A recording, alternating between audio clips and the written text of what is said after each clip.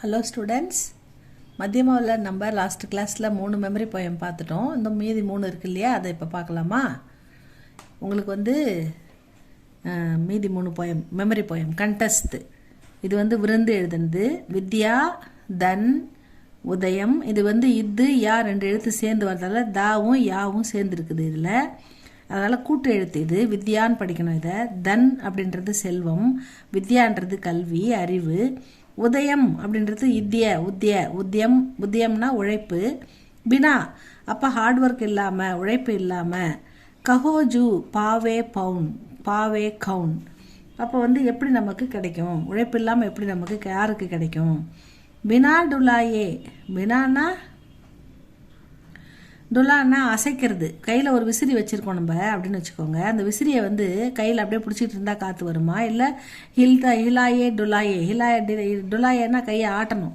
அந்த கையை ஆட்டினா தான் அந்த விசிறிலேருந்து காற்று வரும் இல்லையா? ஸோ அது மாதிரி சின்ன ஒரு காற்று விசிறிலேருந்து வரணும்னா கூட அதை நம்ம கையை ஆட்டணும். அந்த மாதிரி உழைப்பு இல்லாமல் ஜியோங் பங்காக்கி பவுன். அந்த பங்கா அந்த விசிறியிலேருந்து பவுன்னா காற்று, ஹவா எப்படி வரும்? வித்தவுட் டுலாயே, அதாவது without movement of the hand. அதாவது கை மூவ் பண்ணாமல். பினா டுலாயே மிலை. நானா நகி, மிலை கிடைக்காது. ஜோம் பங்காக்கி பவுன். பங்கான்னா விசிறி. அந்த விசிறிலேருந்து வர பவுன்னா காற்று. கையை அசைக்காமல் அந்த காற்று கூட நமக்கு கிடைக்காது. வித்யா, தன், உதயம், பினா.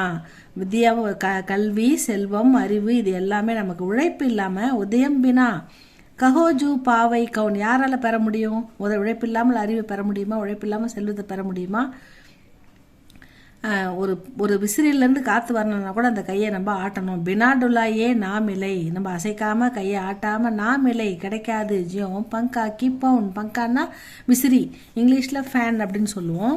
கையில் தமிழில் விசிறின்னு சொல்லுவோம். அந்த பவுன்னா காற்று. இதான் விருந்து எழுதியிருக்காங்க. வித்யா, தன், உதயம், பினா. கஹோஜு பாவை கவுன். பினா டுலாயே மிலை. ஜோ பங்காக்கி பவுன் அப்படின்னு சொல்லியிருக்காங்க. அடுத்தது பார்க்கலாமா? Second one fifth one Hari, சா, ஹீரா, ஜான்ட், கை. இதில் ஒரே ஒரு பாயிண்ட் தான் சொல்கிறாரு. அது என்ன சொல்கிறாருன்னா, ரைத்தாஸ். இந்த கவிஞர் ரைத்தாஸ் என்ன சொல்கிறாருன்னா, ஹரின்னா இந்த இடத்துல நம்ம இறைவன், கடவுள்னு எடுத்துக்கணும். கடவுள் ஹீரான்னா டைமண்ட், வைரம். அந்த வைரத்தை போன்றவர். நம்ம கிட்ட வைரமே இருக்கும்போது அதை விட்டுட்டு நம்ம சாதாரண கல்லெல்லாம் நாடி போகக்கூடாது.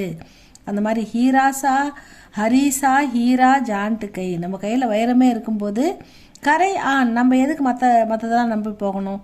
கரை ஆண்கி ஆஸ். நம்ம எதுக்கு மற்ற கடவுளை நம்பணும்? நம்ம கையில் வைரமே இருக்கும்போது. கடவுள் வைரத்தை போன்றவர். அவர் நம்ம கிட்ட இருக்கும்போது நம்ம மற்ற கடவுளெல்லாம் மற்றதெல்லாம் நினைக்கக்கூடாது. தேனர் அப்படி நினைக்கிறவங்க, அப்போ வைரமான கடவுளை விட்டுட்டு வேற நினைக்கிறவங்க தேனர். நர்னா அந்த மாதிரி ஆட்கள். ஜமப்பூர் ஜாகிங்கே, அதாவது அவங்க யமபுரம் தான் போவாங்க, யமலோகம் தான் போவாங்க. சத்து ரைத்தாஸ், சத்து பாஷை ரைத்தாஸ். அதனால் இப்படி கவிஞர் ரைத்தாஸ் கூறுகிறார் அப்படின்னு சொல்கிறாங்க. வைரம் போன்ற இறைவனை விட்டுட்டு மற்றவங்கள நாடி போகிறவங்க யமபுரம் தான் போவாங்க, ஜமபுரம்னா யமலோகம் தான் போவாங்க அப்படின்னு சொல்கிறாரு. இதான் ரைத்தாஸுடைய கருத்து. அடுத்தது நெக்ஸ்ட் ஆவத் ஹி, ஹர்ஷை நஹி, நைனன் நஹி, சனேஹ், துல்சி தஹா ந ஜாயியே, கஞ்சன் பர்சே மேக். துளசிதாஸ் இது அவர் என்ன சொல்லியிருக்காருன்னா, ஒரு அற்புதமான கருத்தை சொல்லியிருக்காரு. நம்ம தமிழில் நம்ம ஔவையார் சொல்லியிருக்காங்க, மதியாதார் வாசல் மிதியாமை கோடி பெறும் அப்படின்னு சொல்லியிருக்காங்க. அதை தான் இவர் இந்தியில் அழகாக சொல்லியிருக்காரு. நம்ம பார்க்கும்போது நமக்கு அவங்க, அதாவது ஆவத்துனா வருகை, ஹர்ஷை அப்படின்னா மகிழ்ச்சி, சந்தோஷம், நகி நம்மளை பார்க்கும்போது, நம்ம ஒருத்தவங்க வீட்டுக்கு போகிறோம், அவங்க வீட்டு வாசலில் அவங்க நம்மளை பார்க்கும்போது அவங்க கண்ணில் சந்தோஷம் இருக்கணும். நம்ம ஃப்ரெண்டு வராங்க, இல்லை நம்ம சொந்தக்காரங்க வராங்க அப்படின்ற மாதிரி மகிழ்ச்சி இருக்கணும். அப்படி இல்லாமல் அவங்க அப்செட் ஆகி எரிச்சலாக பார்த்தாங்கன்னா நம்ம போகிறது அவங்க வீட்டுக்கு அவங்களுக்கு பிடிக்கலன்னு அர்த்தம். அந்த கண்ணே காட்டி கொடுத்துரும்.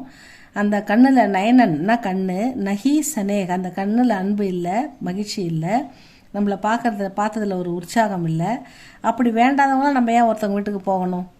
ஆவத்து ஹி நம்மளை பார்த்த உடனே ஹர்ஷை நஹி அவங்களுக்கு மகிழ்ச்சி இல்லை, நயனன் நஹி கண்ணில் சனேக சந்தோஷமோ ஒரு மகிழ்ச்சியோ ஒரு அன்பு உணர்வோ இல்லை. துளசி அப்படி சொல்கிறார். துளசிதாஸ் என்ன சொல்கிறேன்னா, தகா அப்படிப்பட்ட இடத்துக்கு ந ஜாயியே, நீங்கள் போகாதீங்க.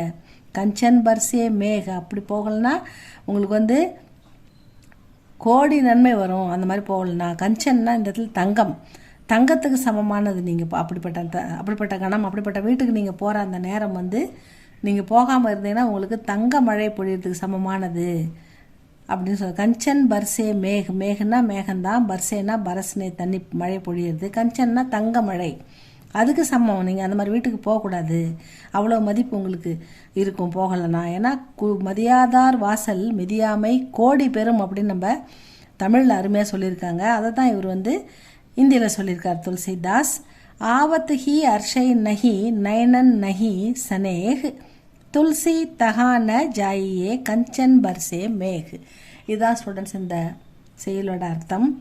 இது 6 உங்களுக்கு இம்பார்ட்டண்ட்டு தான். இம்பார்ட்டண்ட்னா படிச்சுக்கோங்க, பின்னாடி கூட யூஸ் ஆகும். இது ஹையர் லெவலில் கூட ஏதாவது பார்க்காம ஒரு செயல் கேட்டால் அது சொல்கிறதுக்கு இது யூஸ் ஆகும். நல்லா படிச்சுக்கோங்க. உங்களுக்கு ஏதாவது டவுட்னா எனக்கு சொல்லுங்கள். உங்கள் கமெண்ட் பண்ணுங்கள். உங்களுக்கு ஏதாவது சொல்லணுன்னா ஆன்லைன் கிளாஸ் வேணாலும் வந்து கமெண்டில் போடுங்க, நான் நம்பர் தரேன். வீட்டிலேருந்தே படிக்கலாம். சப்ஸ்கிரைப் பண்ணுங்கள், லைக் பண்ணுங்கள் ஸ்டூடெண்ட்ஸ். தேங்க்யூ ஃபார் வாட்சிங்.